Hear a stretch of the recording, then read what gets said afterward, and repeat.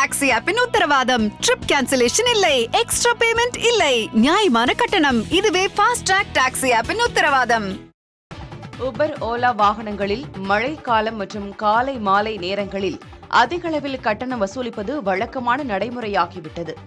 ஆனால் டெல்லி அருகே உள்ள நொய்டாவில் ஆட்டோவில் பயணித்த வாடிக்கையாளருக்கு உபர் நிறுவனம் பேரதிர்ச்சியை கொடுத்திருக்கிறது. தீபக் என்பவர் ஆட்டோவை புக் செய்யும் போது 62 ரூபாயாக கட்டணம் இருந்திருக்கிறது. ஆட்டோவிலிருந்து இறங்கிய போது 7,66,00,000 ரூபாய் என பில் வந்ததை கண்டு அவர் மட்டுமல்ல, ஆட்டோ ஓட்டுநரும் அதிர்ச்சி அடைந்திருக்கிறார்.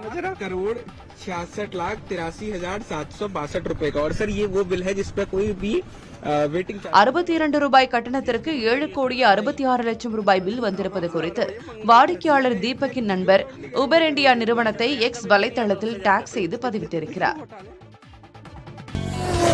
ஃபாஸ்ட் ட்ராக் டாக்ஸி ஆப்பின் உத்தரவாதம். ட்ரிப் கேன்சலேஷன் இல்லை, எக்ஸ்ட்ரா பேமெண்ட் இல்லை, நியாயமான கட்டணம். இதுவே ஃபாஸ்ட் ட்ராக் டாக்ஸி ஆப்பின் உத்தரவாதம்.